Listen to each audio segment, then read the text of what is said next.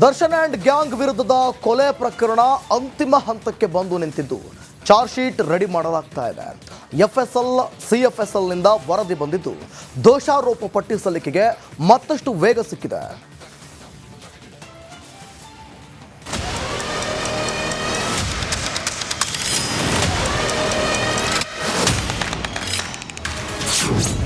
ಅಂತಿಮ ಹಂತಕ್ಕೆ ರೇಣುಕಾಸ್ವಾಮಿ ಕೊಲೆ ಕೇಸ್.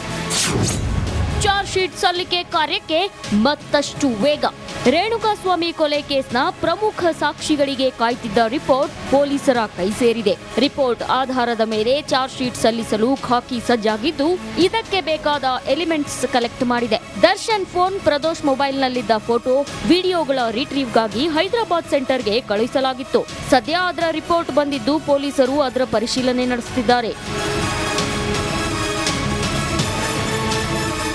ಹೌದು, 13 ಮಂದಿಯ ಮೊಬೈಲ್ ಸೇರಿ ಕೆಲ ಸಿಸಿಟಿವಿ ಡಿವಿಆರ್ ರಿಟ್ರೀವ್ಗೆ ಹೈದರಾಬಾದ್ನ ಸಿಎಫ್ಎಸ್ಎಲ್ಗೆ ಕಳುಹಿಸಲಾಗಿತ್ತು. ಘಟನೆ ಸಂಬಂಧ ಪಟ್ಟಣಗೆರೆ ಶೆಡ್ ಸಿಸಿಟಿವಿ ದೃಶ್ಯಾವಳಿಗಳನ್ನ ಆರೋಪಿಗಳು ಡಿಲೀಟ್ ಮಾಡಿದ್ರು. ಸದ್ಯ ಕೇಂದ್ರೀಯ ವಿಧಿವಿಜ್ಞಾನ ಪ್ರಯೋಗಾಲಯ ಸಿಸಿಟಿವಿ ದೃಶ್ಯಾವಳಿಗಳನ್ನ ರಿಟ್ರೀವ್ ಮಾಡಿದ್ದು ದರ್ಶನ್, ಪವಿತ್ರ ಗೌಡ ಸೇರಿ ಇತರೆ ಆರೋಪಿಗಳ ವಾಟ್ಸ್ಆಪ್ ಚಾಟಿಂಗ್ ಕೂಡ ರಿಟ್ರೀವ್ ಆಗಿದೆ. ಸಿಸಿಟಿವಿ ದೃಶ್ಯವೇ ಪ್ರಮುಖ ಸಾಕ್ಷಿ. ಪ್ರಕರಣದ ಸಂಬಂಧ ತನಿಖಾಧಿಕಾರಿಗಳ ಕೈಗೆ 100% ಟೆಕ್ನಿಕಲ್ ಎವಿಡೆನ್ಸ್ ರಿಪೋರ್ಟ್ ಕೈ ಸೇರಿದೆ. ರೇಣುಕಾ ರಕ್ತ ಹಾಗೂ ಆರೋಪಿಗಳ ಬಟ್ಟೆ ಮೇಲಿನ ರಕ್ತ ಮ್ಯಾಚ್ ಆಗಿದ್ದು ಮರಣೋತ್ತರ ಪರೀಕ್ಷೆ ವರದಿ ಹಾಗೂ ಎಫ್ಎಸ್ಎಲ್ನ ವರದಿ ಮ್ಯಾಚ್ ಆಗಿದೆ. ಸದ್ಯ ಸಿಎಫ್ಎಸ್ಎಲ್ ರಿಪೋರ್ಟ್ ತನಿಖಾಧಿಕಾರಿಗಳ ಕೈ ಸೇರಿದ್ದು ಆರೋಪಿಗಳ ಮೊಬೈಲ್ನಲ್ಲಿ ಇಂಟರ್ ಎಕ್ಸ್ಚೇಂಜ್ ಆಗಿರೋ ಚಾಟಿಂಗ್ ಮಿರರ್ ಇಮೇಜಿಂಗ್ ಕಾರ್ಯ ನಡೆದಿದೆ. ಇನ್ನು ಆರೋಪಿಗಳ ನಡುವಿನ ವಾಟ್ಸ್ಆಪ್ ಚಾಟಿಂಗ್, ಸಿಸಿಟಿವಿ ದೃಶ್ಯ ಪ್ರಮುಖ ಸಾಕ್ಷ್ಯವಾಗಲಿವೆ. Bureau report, Republic Kannada.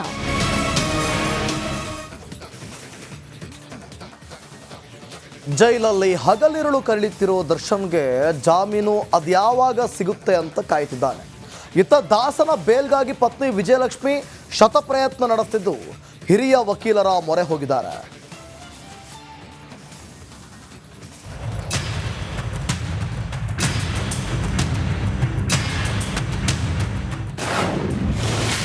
ಜಾಮೀನಿಗಾಗಿ ಪರದಾಡ್ತಿರೋ Darshan, ಹಿರಿಯ ವಕೀಲರ ಮೊರೆ ಹೋದ ಪತ್ನಿ. ಮರ್ಡರ್ ಕೇಸ್ನಲ್ಲಿ ಜೈಲಲ್ಲಿ ಲಾಕ್ ಆಗಿರೋ ದರ್ಶನ್ ವಿಲವಿಲ ಅಂತ ಒದ್ದಾಡ್ತಿದ್ದಾನೆ. ಅದ್ಯಾವಾಗ ರಿಲೀಸ್ ಆಗ್ತೀನೋ, ಅದ್ಯಾವಾಗ ಜಾಮೀನು ಸಿಗತ್ತೋ ಅಂತ ಪರಿತಪಿಸ್ತಿದ್ದಾನೆ. ಪತಿಗಾಗಿ ಪತ್ನಿ ವಿಜಯಲಕ್ಷ್ಮಿ ಕೂಡ ಶತಪ್ರಯತ್ನ ಮಾಡ್ತಿದ್ದು ಹೇಗಾದ್ರೂ ದಾಸನನ್ನ ಹೊರತರಲು ಕಸರತ್ತು ನಡೆಸುತ್ತಿದ್ದಾರೆ.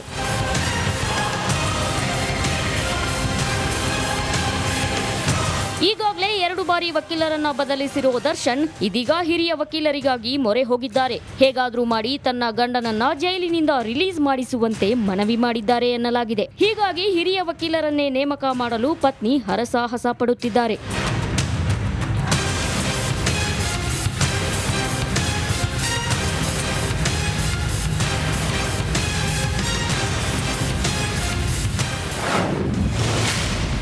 ಮೂರು ದಿನದಲ್ಲಿ ಜಾಮೀನಿಗೆ ಅರ್ಜಿ ಹಾಕಲು plan.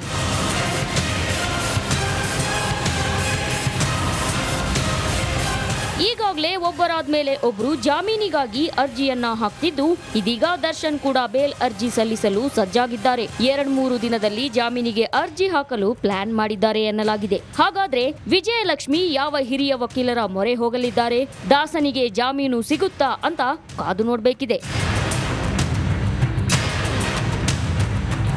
Bureau report, Republic Kannada.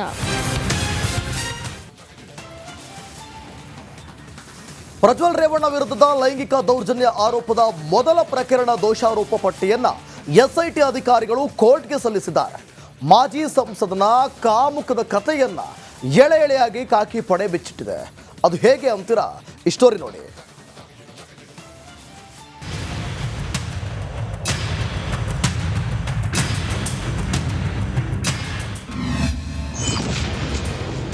Prajwal Revanna ವಿರುದ್ಧ ಮೊದಲ ಚಾರ್ಜ್ ಶೀಟ್ ಸಲ್ಲಿಕೆ.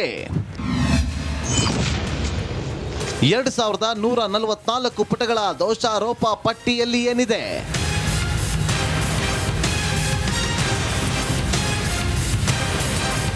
ರಾಜ್ಯ ರಾಜಕಾರಣದಲ್ಲಿ ಸಂಚಲನ ಸೃಷ್ಟಿಸಿದ್ದ ಮಾಜಿ ಸಂಸದ ಪ್ರಜ್ವಲ್ ರೇವಣ್ಣ ವಿರುದ್ಧ ಲೈಂಗಿಕ ದೌರ್ಜನ್ಯ ಪ್ರಕರಣ ಮೊದಲ ಚಾರ್ಜ್ ಶೀಟ್ ಸಲ್ಲಿಕೆಯಾಗಿದೆ.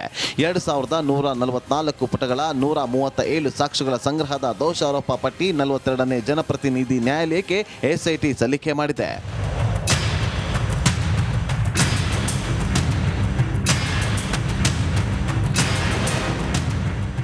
ಏನು ಎಸ್ಐಟಿ ಸಲ್ಲಿಸಿದ ಚಾರ್ಜ್ ಶೀಟ್ನಲ್ಲಿ ಸ್ಫೋಟಕ ಮಾಹಿತಿ ಇದೆ. ಹಾಗಾದ್ರೆ ಅದರಲ್ಲಿರುವ ಅಂಶಗಳು ಏನು ಅನ್ನೋದನ್ನ ನೋಡೋದಾದ್ರೆ,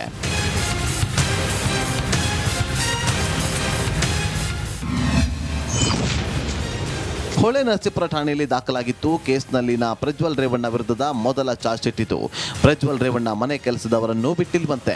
ಮನೆ ಕೆಲಸದ ಮಹಿಳೆಗೆ ಪ್ರಜ್ವಲ್ ರೇವಣ್ಣ ಕಿರುಕುಳ ನೀಡ್ತಾ ಇದ್ದಂತೆ, ಮೈ ಕೈ ಮುಟ್ಟಿ ದೌರ್ಜನ್ಯವೆಸಗಿದ್ದಂತೆ. ಮಾಜಿ ಸಂಸದ ಹಣ್ಣು ಕೊಡ್ತೀನಿ ಬಾ ಅಂತ ದಾಸ್ತಾನು ರೂಮಿಗೆ ಕರೆದು ಸೊಂಟ ಚಿವುಟದಿದ್ದಂತೆ, ಬರ ಸೆಳೆದು ಸೀರೆ ಎಳೆದು ದೌರ್ಜನ್ಯ ಮಾಡಿದ್ದಂತೆ. ಹೊತ್ತಿಲ್ಲದ ಹೊತ್ತಿನಲ್ಲಿ ಸಂತ್ರಸ್ತೆಯರನ್ನ ಬೆದರಿಸ್ತಾ ಇದ್ದ. ಬೆದರಿಸಿ ನಿರಂತರವಾಗಿ ಲೈಂಗಿಕ ಸಂಪರ್ಕ ನಡೆಸ್ತಾ ಇದ್ದ. ಮನೆ ಕೆಲಸ ಮಾಡಿ ಸುಸ್ತಾಗಿ ಮಲಗಿದ್ರು ಬಿಡ್ತಾ ಇರಲಿಲ್ಲ.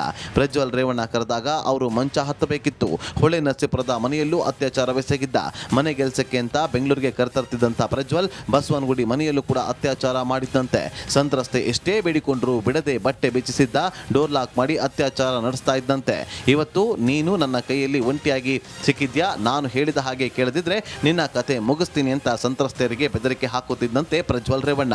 ಸಂತ್ರಸ್ತೆ ಕೊಟ್ಟ ಎಲ್ಲ ಹೇಳಿಕೆಯನ್ನ ಎಸ್ಐಟಿ ದಾಖಲಿಸಿ ಕೋರ್ಟ್ಗೆ ಸಲ್ಲಿಸಿದೆ.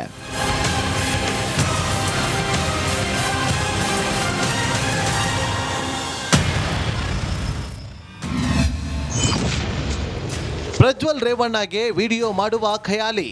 ಮೊದಲು ಸಂತ್ರಸ್ತೆಯರೇ ಬಟ್ಟೆ ಬಿಚ್ಚಬೇಕಿತ್ತು. ವಿರೋಧ ಮಾಡಿದರೆ ಬಟ್ಟೆ ಹರಿದು ಹಾಕಿ ಅತ್ಯಾಚಾರ ನಡೆಸುತ್ತಿದ್ದ ರಾಕ್ಷಸ ಎಲ್ಲವನ್ನೂ ಮೊಬೈಲ್ನಲ್ಲಿ ಚಿತ್ರೀಕರಣ ಮಾಡಿ ಅತ್ಯಾಚಾರದ ಬಗ್ಗೆ ಯಾರಿಗಾದರೂ ತಿಳಿಸಿದರೆ ಬಿಡಲ್ಲ, ನಿನ್ನ ಗಂಡನನ್ನ ಜೈಲಿಗೆ ಕಳಿಸ್ತೀನಿ ಅಂತ ಬೆದರಿಕೆ ಹಾಕಿದ್ದಂತೆ.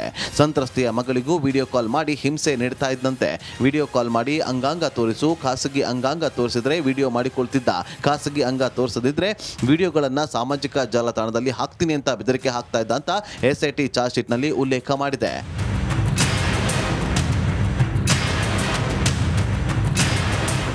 Bureau report, Republic Kannada.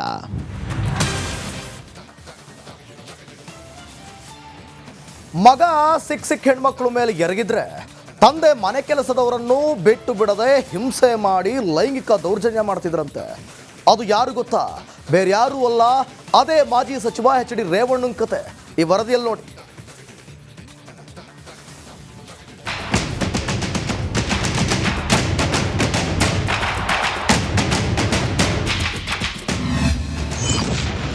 H D Revanna ವಿರುದ್ಧವೂ ಚಾರ್ಜ್ ಶೀಟ್ ಸಲ್ಲಿಕೆ. ಮಗನನ್ನೇ ಮೀರಿಸಿದ ಮಟ್ಟಿಗೆ ವರ್ತಿಸಿದ ಅಪ್ಪ.